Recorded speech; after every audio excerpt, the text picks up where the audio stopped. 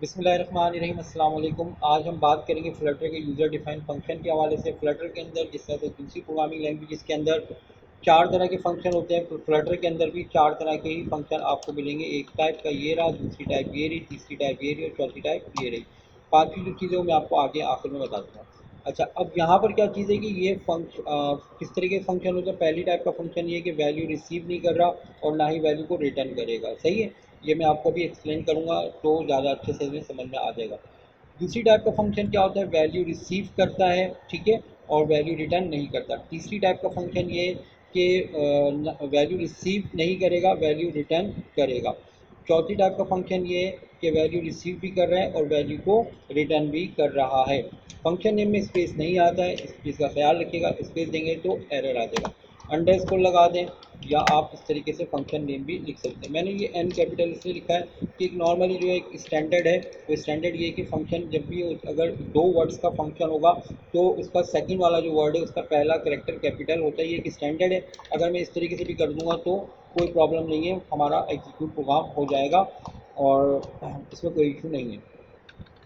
यहाँ पर जो आपको सेकंड टाइप का फंक्शन नज़र आ रहा है या फोर्थ टाइप का जो फंक्शन नज़र आ रहा है, इसमें आपको आई एन टी आई नज़र आ रहा होगा। आई एन टी आई जो है ये वेरिएबल आप कोई भी डिक्लेयर करेंगे आई और उसकी डेटा टाइप आपको डिफाइन करनी होगी।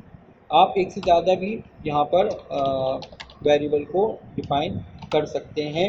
एक से ज़्यादा भी या एक या एक से ज़्यादा आप इसमें डेटा टाइप और वेरिएबल को डिफाइन कर सकते हैं जो वैल्यू को रिसीव करेगा और वैल्यू को यहाँ पर कोई भी रिटर्न नहीं करा। और यहाँ पर भी इसी तरीके से कि यहाँ पर जो है कोई भी आप एक से ज़्यादा जो है डिफाइन कर सकते हैं और वैल्यू रिटर्न एक वक्त में एक ही करता है। तमाम फंक्शन ऐसी होगा। अगर return to type, return type हमेशा एक ही रहती है। रिसीव जो है वो एक वक्त में एक से ज़्यादा आप कर सकते हैं। एग्जाम्पल दूंगा तो सही से समझ में आ जाएगी। तो ये चार फंक्शन आप लोगों ने अभी देखना है किस तरीके से इसमें हम वर्किंग करेंगे। चौथी टाइप का फंक्शन जो है सॉरी जो आखिर में जो मैंने लिखा हुआ है यहाँ पर ये बताया गया है कि आप इस तरीके से ऑप्शनल वेरिएबल बना सकते हैं। इसको भी हम प्रैक्टिकली देखेंगे तो समझ में सही से आ जाएगा। जो आपने अक्सर देखा होगा कि हमने जब यूज़ कर रहे थे तो स्टाइल कॉलन करके जो लिख रहे होते हैं, तो स्टाइल ऑप्शनल वेरिएबल होता है। अगर आप वैल्यू देंगे तो सही हो जाएगी, सेट हो जाएगी। अगर नहीं देंगे तो वो जो भी डिफ़ॉल्ट वैल्यू होगी वो चलेगी। अगर मैं यहाँ पर डिफ़ॉल्ट वैल्यू नहीं दूंगा तो फ्लटर इसको रन करने नहीं देगा। आप जो भी ऑप्शनल वेरिएबल जब डिक्लेयर करेंगे तो उसकी वैल्यू असाइन करना ज़रूरी है, चाहे इंटीजर हो, चाहे स्ट्रिंग हो, चाहे कोई भी विजिट हो। तो स्टार्ट करेंगे हम आज की क्लास। लास्ट क्लास में हमने ये देखा था कि हमारे पास किस तरीके से जो है आउटपुट आ रहा था। तो हमने शायद ये क्या था, सम वाला शायद हमने काम किया था।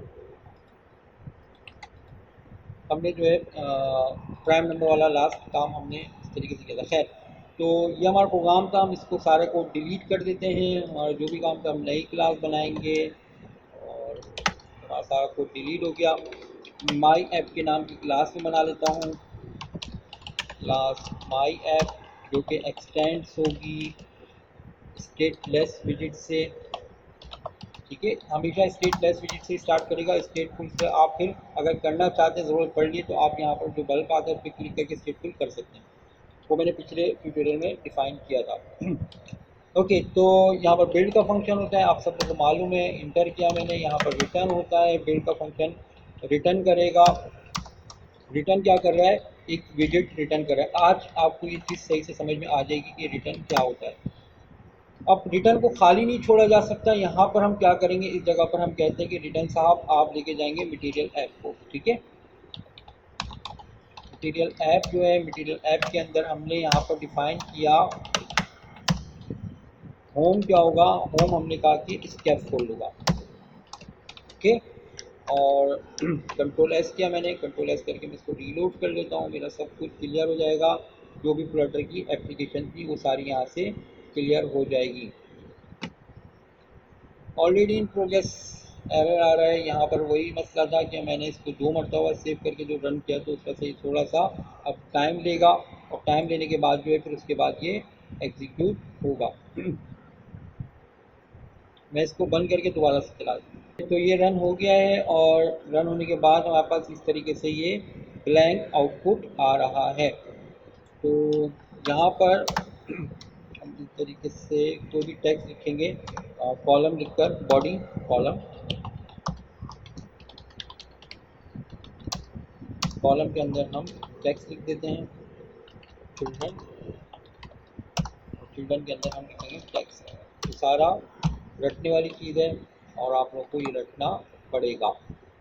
यहाँ पर डेटा लिखा हुआ आ गया। ओके, तो अब हम बात करेंगे फंक्शंस के हवाले से। देखिए मैंने यहाँ पर आपको फंक्शन समझाना है। हम एक क्लास में रहते हुए फंक्शन बनाएंगे, उसके बाद हमारा जो नेक्स्ट तो नहीं है, 3-4 क्लासेस के बाद फिर हम ऑब्जेक्ट ओरिएंटेड को भी सीख लेंगे।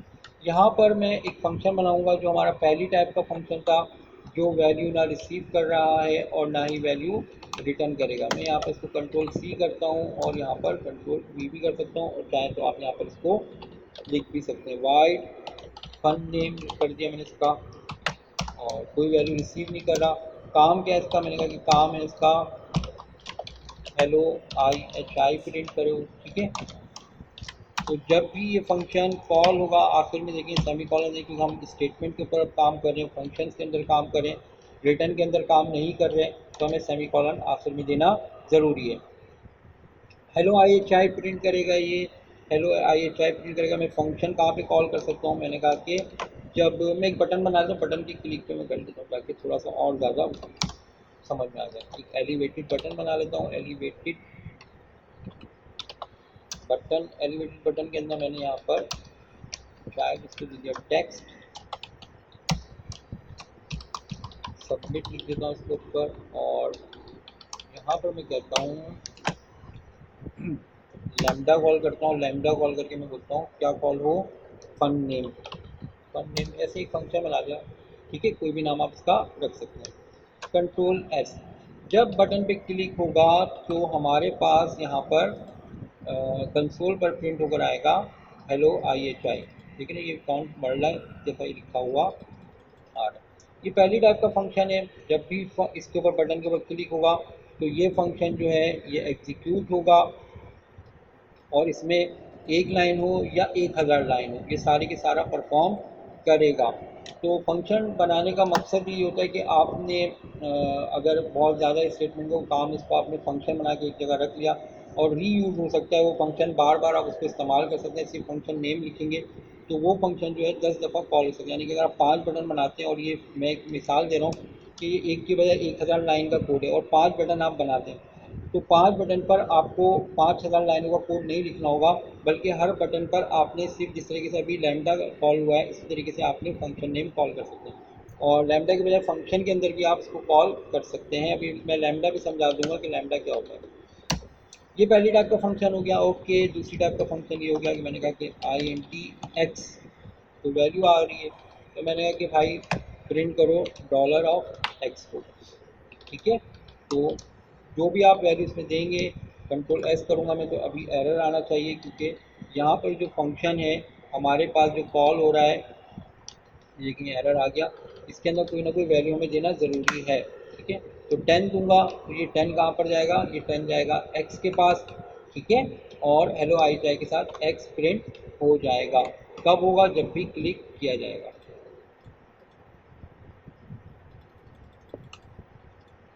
सेकंड टाइप का फंक्शन हो गया। ये थर्ड टाइप का फंक्शन ये है। थर्ड टाइप का फंक्शन आप यूँ समझ सकते हैं कि ये वैल्यू को रिटर्न करवाएगा। जब भी हम इस पर क्लिक करें तो ये वैल्यू रिटर्न करे, ठीक है।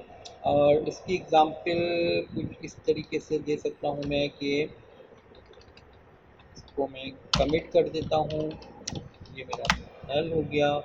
मैं कहता हूँ रिटर्न क्या कर रहा है, रिटर्न कर रहा है स्ट्रिंग, कैपिटल एस होगा स्ट्रिंग, ठीक है। अब एरर क्यों आ रहा है, क्योंकि रिटर्न मैंने स्ट्रिंग नहीं दिया।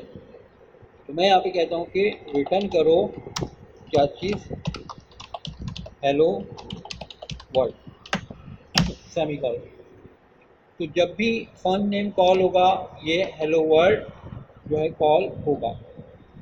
अब यहाँ पर क्या है, इस जगह पर मैं लैम्डा के बजाय फंक्शन कॉल कर देता हूँ, क्योंकि अब मल्टी स्टेटमेंट परफॉर्म होने वाली है।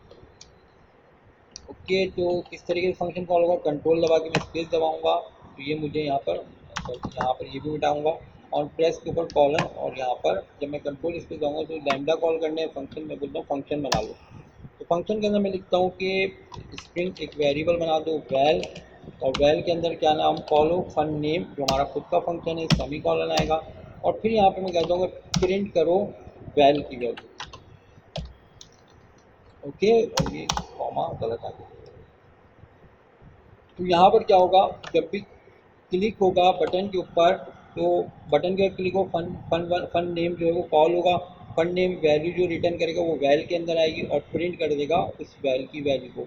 रिटर्न क्या कर रहा है, स्प्रिंग में कर रहा है हेलो वर्ल्ड। तो ये हेलो वर्ल्ड लिखा हुआ आ रहा है।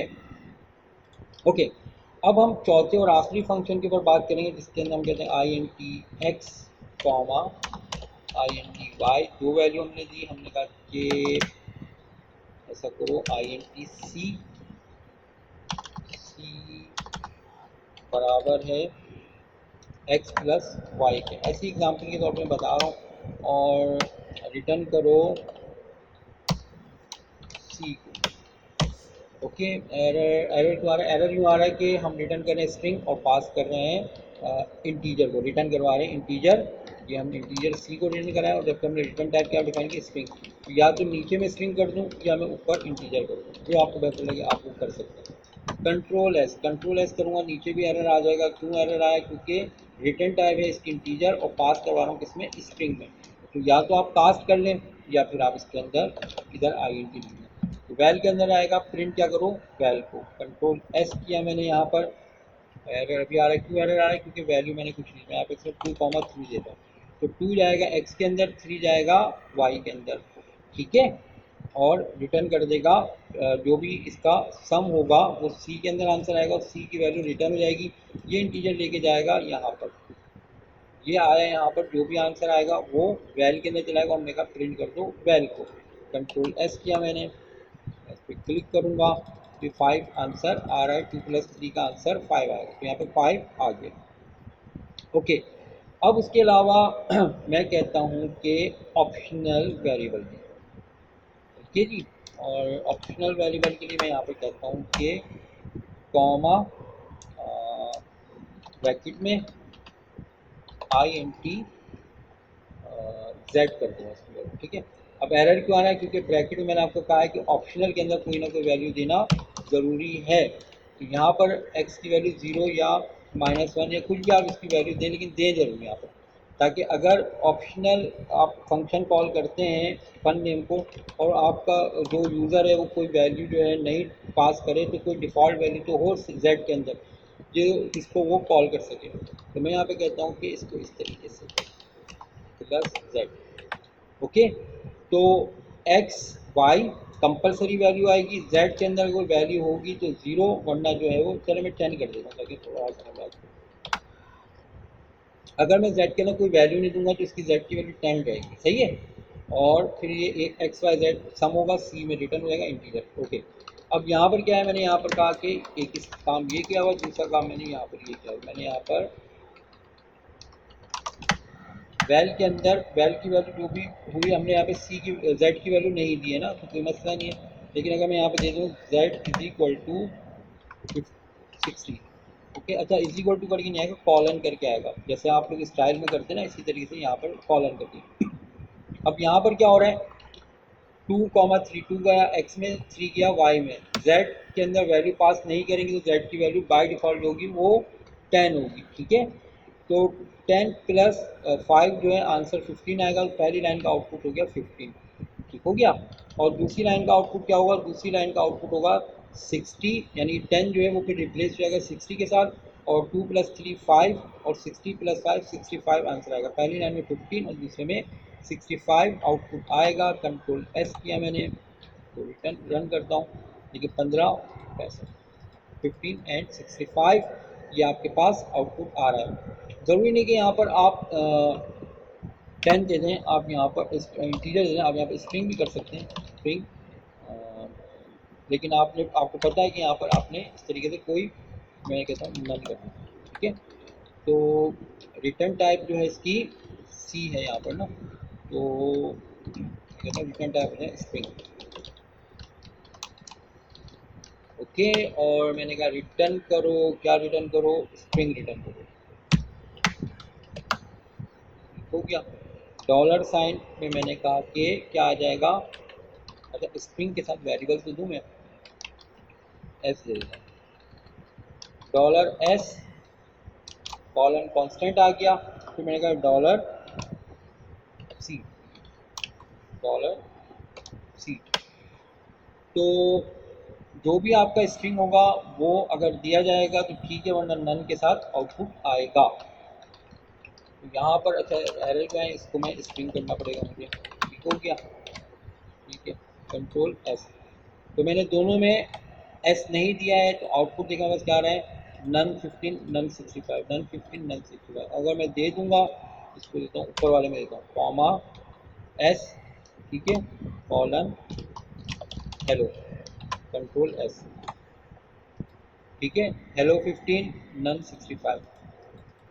उम्मीद है ये चीज़ आपको समझ में आ गई होगी, और अगर समझ में नहीं आई तो आप वीडियो को दोबारा से देख सकते हैं, और फिर भी समझ में ना आए तो कमेंट्स करके आप मुझे बता सकते हैं कि यहाँ पर मुझे ये चीज़ समझ में नहीं आई है। फंक्शन के कॉन्सेप्ट मैंने दे दिया है। अब मैं एग्जाम्पल के हवाले से कुछ बातें कर लेता हूँ कि फंक्शन की जो रियल टाइम हम एग्जाम्पल पे काम कर रहे थे वो किस तरीके से इस पर वर्किंग की जाती है। तो एक छोटा सा प्रोग्राम बनाकर मैं आपको समझाने की कोशिश करता हूँ, और उम्मीद है कि वो चीज़ आपको समझ में आसानी से आ सके। तो यहाँ पर फंक्शन अभी ऐसे ही रहने देता हूँ मैं, और ये मेरे पास एक टेक्स्ट था, ये एग्जाम्पल के बटन वटन बनाए तो मैंने सब में हटा देता हूँ, ठीक हो गया। कंट्रोल एस किया मैंने इस जगह पर, और कंट्रोल एस करने पर यहाँ पर ये मेरे पास कुछ भी नहीं आ रहा, ठीक है जी। मैं यहाँ पर क्या कहता हूँ, मैं यहाँ पे कहता हूँ कि मेरे पास हो जाए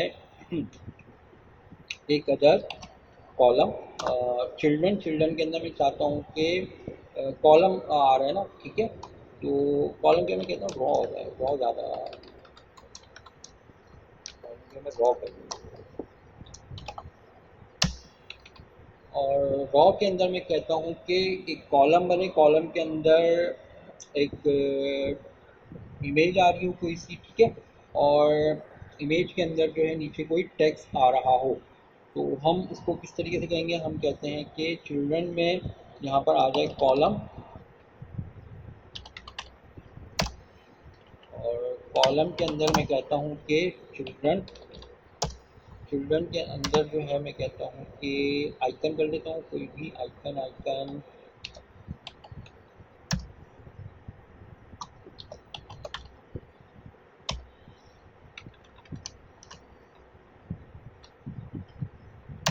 ये आइकन हो गया, ओके, और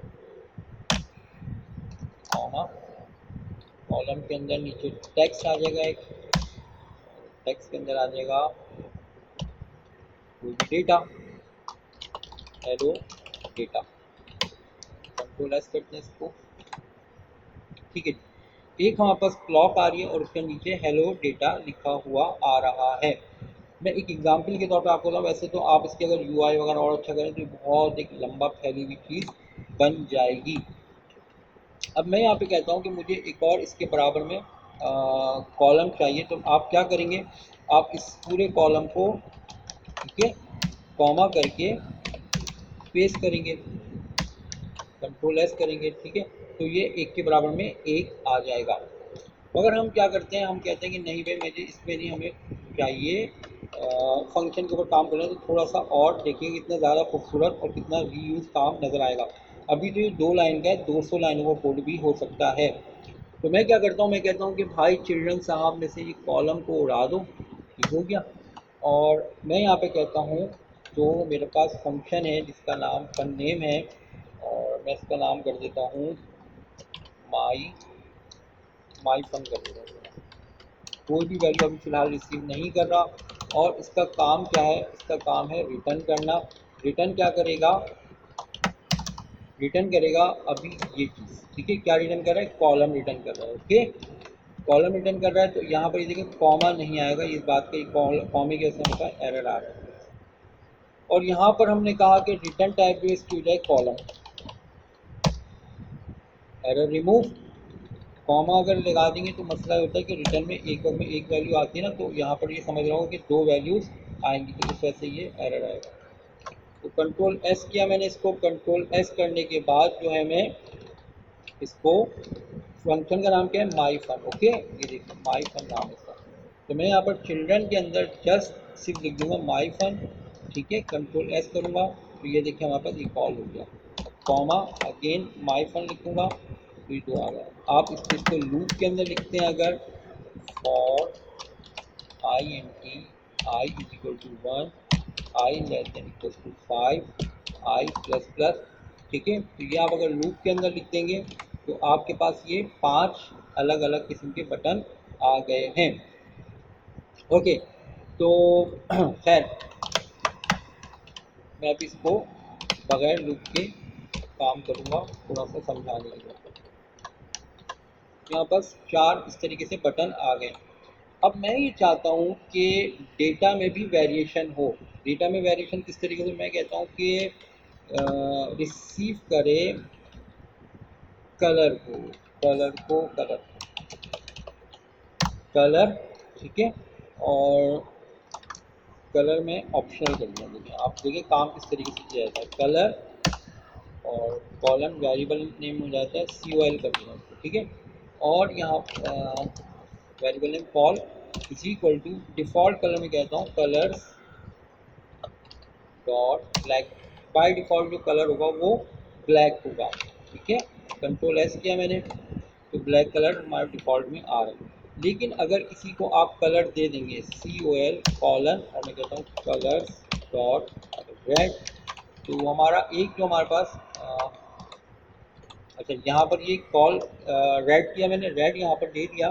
अब मुझे यहाँ पर क्या करना होगा, इस जगह पर जो आइकन आ रहा है तो उस जगह पर मैं कहता हूँ कि कलर की वैल्यू क्या है COL हो जाए। यहाँ से जो है इसकी वैल्यू जो भी आएगी, ब्लैक है तो ब्लैक, रेड है तो रेड, वो COL की वैल्यू आएगी और वो कलर हमारा यहाँ पर डिफाइन हो जाएगा। ये देखिए ये रेड कलर से आ गया है। आप टेक्स्ट का कलर भी बोल दें कि ये भी चेंज हो जाए तो कॉमा करके मैं कहता हूँ कि स्टाइल और टेक्स्ट स्टाइल,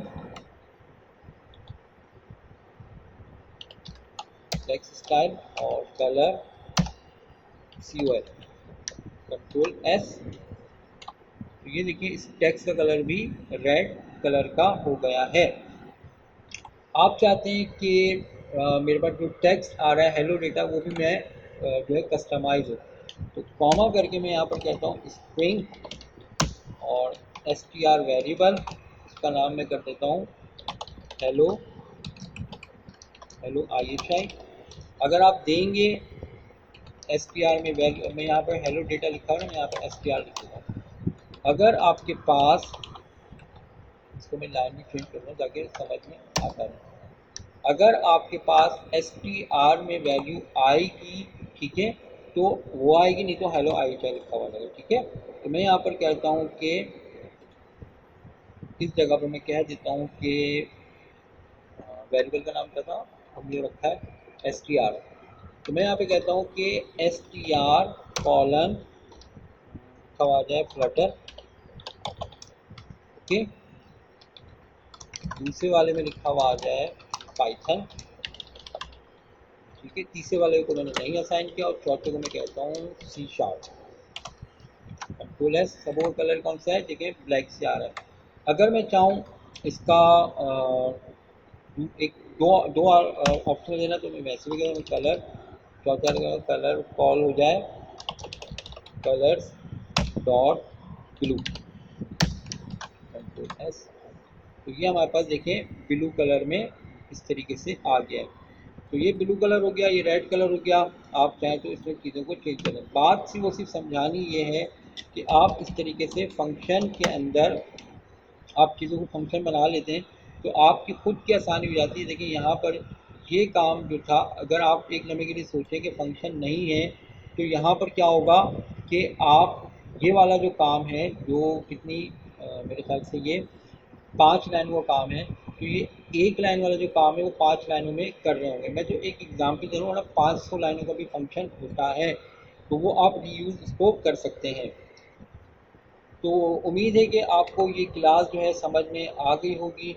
अगर कोई प्रॉब्लम हो रही हो तो कमेंट्स में आप मुझसे पूछ सकते हैं, मैं इसको और भी ज़्यादा आसानी के साथ समझा सकता हूँ। अभी मैं सिर्फ और सिर्फ कॉन्सेप्ट्स को लेकर और एक एग्जाम्पल को लेकर मैंने चीज़ को समझाया है। नेक्स्ट क्लास में मैं आपको क्लासेस के ज़रिए और क्लासेस में जब हम काम करेंगे तो हम एक पेज से दूसरे पेज पे किस तरीके से आएंगे वो मैं आपको बताऊंगा। अभी तक के लिए इतना ही। खुदा हाफिज़।